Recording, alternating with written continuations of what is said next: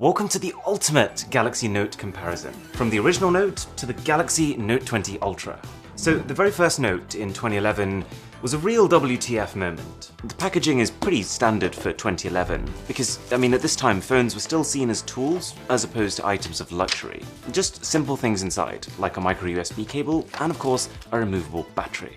After years of palm-sized smartphones, Samsung was one of the first companies to be like, you know what, screw it, we think there's room for something bigger. The Galaxy Note was more of an experiment than anything else, so Samsung didn't invest too much in creating new distinct features for it. It was essentially a big, HD Galaxy S2 with a larger battery and an S Pen. But it really was big. The 4.3-inch display on the S2 became 5.3 inches. And even though with today's screen numbers that sounds like a piddly figure, because of how wide the aspect ratios on phones used to be, it still feels quite chunky. Anyways, the media was torn. Some people said this was exceptional and groundbreaking, other people said you'd look like a fool when trying to use it. But the fact of the matter is, the Note sold well for a new product category, with 10 million units being shifted. So with the Galaxy Note 2 the next year, Samsung was confident. They knew it was going to sell well, so they decided to make the Note better. The box looks basically the same, to be honest. The phone first, made of plastic just like the first Note, with accessories underneath. The Note 2 took the Pebble-inspired design language of the Galaxy S3 released earlier that year, but this time, as well as sizing up their S-series phone, the Note overclocked the chipset from 1.4 GHz to 1.6 GHz, and they doubled the RAM to 2 GB instead of 1. This was quite a lot of RAM. Also, I would say that it was with this phone that the S Pen became more than a stylus. AirView allowed you to peek inside folders, and you could now select an area and take a screenshot of just that. Something about the Note 2 really appealed to me. Whether it was the clean white finish or the feather-like wallpapers, I just felt like this was a really elegant phone. And as a result, the Note 2 is actually the first Note that I bought. Admittedly, way after launch when I could actually afford it. But I loved it. And so did a lot of people. Compared to the roughly 10 million sales of the first Note, the Note 2 shifted 30 million units. So it's a bit of a shame that the Note 3 from 2013 didn't really do it for me. This was the same year that Samsung made the Galaxy S4. And with these phones, I feel like Samsung got a bit carried away with their past sales figures. They felt like, oh look, everyone wants Samsung phones, maybe they also want Samsung services too. So these phones were just packed with bloatware. In fact, the T-Mobile version of the Galaxy Note 3 came pre-installed with 62 applications. Think about that number. That's more apps than I think 3 phones put together should have. This was also actually the first year that Samsung really started pushing their eco-friendly agenda, hence the pretty garish fake wooden box. Bloatware aside though, the Note 3 was actually a really good phone. This was really Samsung cementing the Note as their powerhouse phone.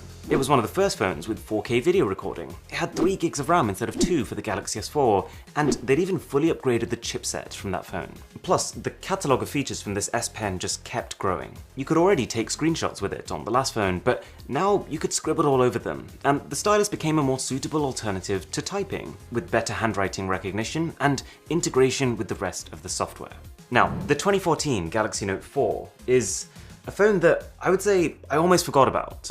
The Note 4 stuck with a very similar body and 5.7-inch screen size to the Note 3, and I guess just because of how externally similar it was, this never really stuck out to me. I will say this, it's way nicer packaging than the Note 3. They've gone white, and a much cleaner white, with a simpler design than their early white boxes. To be honest, I'm just glad that the fake wood is gone. I will say this though, I love the matte chamfers around the edges of the phone. And even though it was less visually exciting than some of the past Note phones, the Note 4 was probably the biggest jump over the S series that came before it. Versus the S5, the Snapdragon 801 became the Snapdragon 805. 16GB of base storage became 32. Gorilla Glass 3 became Gorilla Glass 4. And they introduced optical image stabilization in the camera, and Samsung shot straight from a 1080p display to a Quad HD one. The Note 4 was very much a phone that deserved to exist. Plus, it was around this time that Samsung started cleaning up the way their TouchWiz skin looked. Because, let's be honest, before this, its reputation wasn't very good. This software looks a mile better than what we saw on the Note 3. Also, this is kind of wacky, but alongside the Galaxy Note 4, Samsung also unveiled their first ever phone with an outward curved display.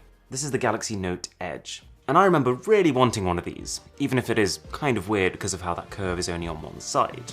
2015 was a turning point. It felt like, before this, every year the Note was becoming more and more impressive and more separate from the S series before it. But the Note 5 was an afterthought. packaging-wise, this was the first year that Samsung started putting sleeves on their boxes, which makes sense because it's probably easier to mass print and then transport sleeves as opposed to the boxes themselves. Now, the reason I say this phone was an afterthought is actually not at all because the Note 5 was a bad phone. I used this as my main phone for a while, and I really liked it. It's more just that this was the year when Samsung started doubling down on their S series. Earlier in this year, they released not just a Galaxy S6, but a Galaxy S6 Edge, and Samsung gave those phones everything. All the perks that the past Note phone had, the optical image stabilization, the Gorilla Glass 4, the higher resolution Quad HD display. Samsung gave those features to its wider reaching S series of phones. So just as a result of that, the Note felt like what it did right at the start. A bigger S phone with a pen. Only that this year, it wasn't even bigger. In a weird turn of events, at the same event where they launched the Note 5, Samsung also dropped the Galaxy S6 Edge Plus, which had an identical 5.7-inch screen size, only that was kind of the more premium phone, because it had the fancy new curved sides. On the bright side though, the S Pen now clicks into place within the phone, and every Samsung flagship released in this year was made of glass, so this definitely feels more premium than any Note before it. Okay, 2016 was the year of the Galaxy Note 7. And this was a very interesting phone for a lot of reasons. For starters, they jumped a number. They went straight from the Note 5 to the Note 7, because for the longest time the Galaxy Note series had lagged one number behind their S series. The Note 1 came out just after the S2, the Note 2 came out just after the S3, etc. So they finally fixed it. In 2016 they had the Galaxy S7 phones, and now the Note 7. Good decision. But actually, as well as jumping in numbers, they also jumped in price. If you've been paying attention to the prices of the last phones, they were all pretty much around $700. This thing was $850. Now, in order to charge more for their phones, they had to position them as luxury items, hence the complete packaging redesign to this all-new black theme, which they've actually stuck with since. They also started giving their earphones in a box, because I guess that makes it feel more special. We still kinda had the same issue as last year, in that now that we had an S7 and a bigger S7 Edge, this Note was still struggling to find its place. It didn't feel as differentiated as the Note lineup once was. But as a phone, as a prospect, as something a customer would consider buying, this also felt like the best bits of Samsung coming together at once. It took the Edge displays of the Galaxy S7 Edge and integrated them by default. They brought back microSD cards, which were ditched the year before, and doubled the base storage of the S7 to 64 gigs. It's also the first Note that's IP certified against water and dust, which is actually quite tricky to do with these phones because they have that removable pen. Oh, and also, this phone was where Samsung first integrated iris scanning. That didn't age well. Oh, and of course, there was a bigger problem with the Note 7. The first 5 days of this phone going on sale were glorious. It was doing great numbers, the reviews were fantastic, but then all of a sudden out of nowhere, they started exploding. First, one report, and to be honest, when I saw that a Galaxy Note 7 had exploded for the first time, I didn't really think much of it. After all, when a new phone is released, people often try to find problems with it. But then there was another, and another, and another, and within 12 days of the phone being on sale, every single unit sold, 2.5 million Galaxy Note 7s were recalled. Samsung then tried to fix them, claimed they had fixed them, sent them out again, only for them to start exploding again. The fallout from this was ridiculous. It got to the stage where even airlines had notice boards telling you not to board the plane if you had one of these phones. It was like a suicidal ad campaign for Samsung. So, given that the Note 7 was recalled, you might be wondering what this phone I have here is. Well, this is the Note Fan Edition. Samsung obviously couldn't sell the Galaxy Note 7 anymore, but they still had a factory full of parts that they'd ordered for those phones. So they basically used those parts and built a phone that is basically the Galaxy Note 7, but it's rebadged as the FE.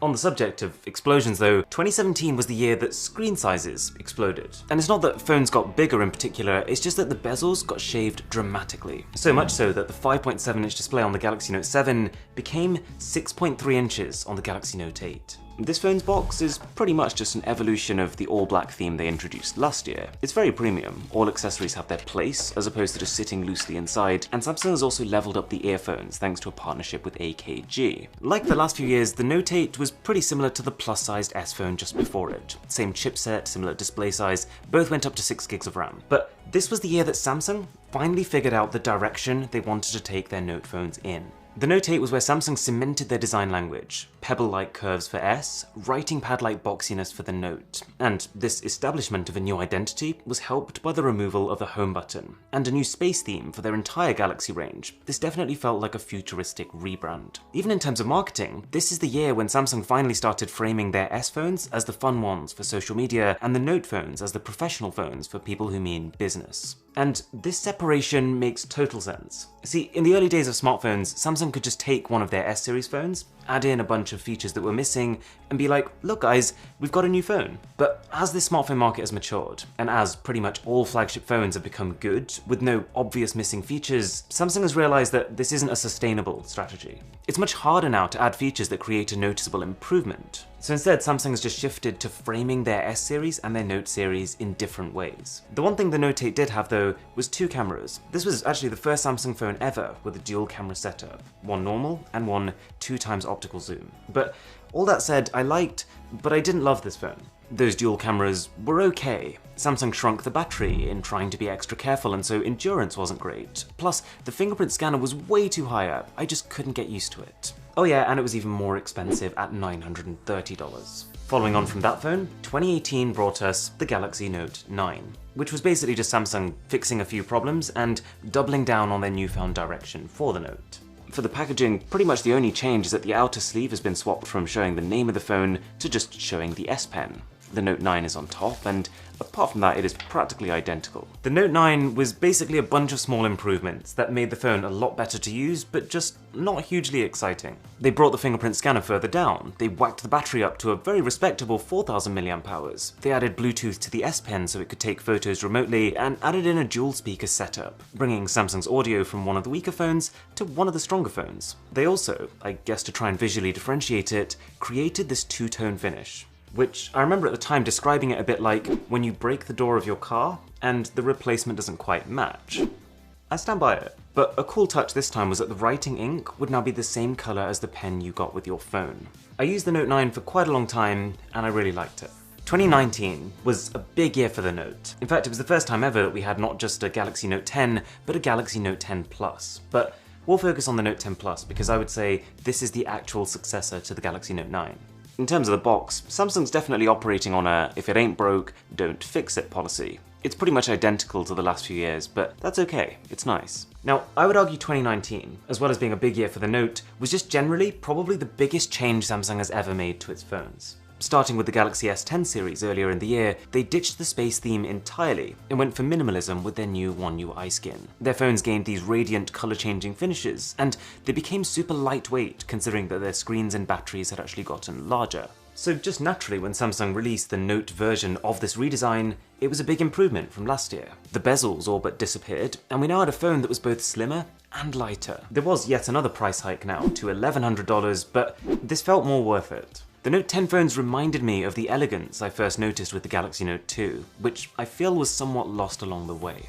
And that leaves us with 2020, where Samsung has just dropped the Galaxy Note 20 Ultra. And again, the unboxing experience is kind of the same, and this one I was a little more disappointed with. Because yes, it is another year of the same thing, but also just the fact that this is an Ultra phone. This is the phone that Samsung's biggest fans and longest supporters are going to buy. It would have been cool to see something special. I've already done a full review of this phone, which I'll link somewhere up here, but for the sake of this comparison, the Note 20 Ultra represents two things. Number one, the biggest price hike in the history of the Note series, from $1,100 to $1,300. And if we have a look at what that does to the Note's pricing over the years, it represents an almost alarming pricing trend. But also two, 2020 has seen Samsung's biggest jump in ambition. Samsung didn't take this Ultra name lightly, like how a lot of companies just slap the word Pro on the end of their phone to make it sound cool. In almost every regard, cameras, display, dimensions, the Note 20 Ultra is an extreme phone. Alright, so now that we've got all of these notes, as well as a camera comparison, I want to take a look at how the S Pens have evolved over the years. Also, it's literally taken me a year to collect all of these phones for this video, so if you're enjoying it, a sub would be brilliant. So, fun fact, the pen on the first Galaxy Note was rounded, after which Samsung quickly realized they could eliminate rolling by making it squarer. So the Note 2's S Pen was squarer, and also the chunkiest S Pen they ever made, almost the size of an actual pen. The Note 3's was a further refinement, with a design that was now symmetrical, so you could put it into the phone either way up. The Note 4's S Pen was very similar, but with the Note 5, at the same time that Samsung went all glass on their phones, the S Pen got a huge redesign, way slimmer, and it now looks like metal, although actually it is still plastic. And to be honest, from this point onwards, they did very little to it. They shifted the button a little further up, they eventually ditched the big Samsung logo on it, but really at its core, the Note 20 Ultra's S Pen has the same design as the Note 5's, but the latency and its software features are miles better. Plus, from the Note 10 onwards, there's almost zero friction. The S Pen sort of glides in and glides out. It's also tough to describe just how much the feel of these phones has improved too. The Note 1 can scroll through pages fine, but almost every action feels slow, and the phone just generally quite unresponsive. The Note 2 took that dual-core chip and made it a quad-core chip, so that phone is noticeably lighter. You can also see though that even though the Note 3 is more powerful than the Note 2, it just does feel a bit bogged down by the sheer amount of software Samsung's thrown on it. And also notice how between the Note 3, Note 4 and Note 5, the front of the phone has barely changed. But from the Note 4 onwards, Samsung started to understand how to make software look clean. And the first thing they did was just to get rid of the thick, obnoxious widgets. With the Note 5, they redid their design language entirely to something more minimalist. The icons retained elements from their earlier phones, but now with a paper-like flatness, which I liked, but a lot of people thought was too childish. So the Note 7 took that aesthetic and made it a little less playful and a little more stock-looking. And this phone was also when Samsung really stepped up their haptics. From the Note 7 onwards, Samsung's phones felt really premium to use. Now, the Note 8 is probably the biggest jump in design. It's when the phones got bigger, screens got much bigger, and this is when Samsung completely ditched any kind of colored bezel and made all their phones black from the front. They also introduced a space theme on this generation of phones, which they then decided was a mistake and proceeded to move away from it. The Note 9 looks almost identical, even the wallpaper is pretty much the same. But the Note 10 Plus was a huge overhaul, an impressive, refreshing design, and a phone that just feels light, both in terms of how fast it is and its lack of physical weight.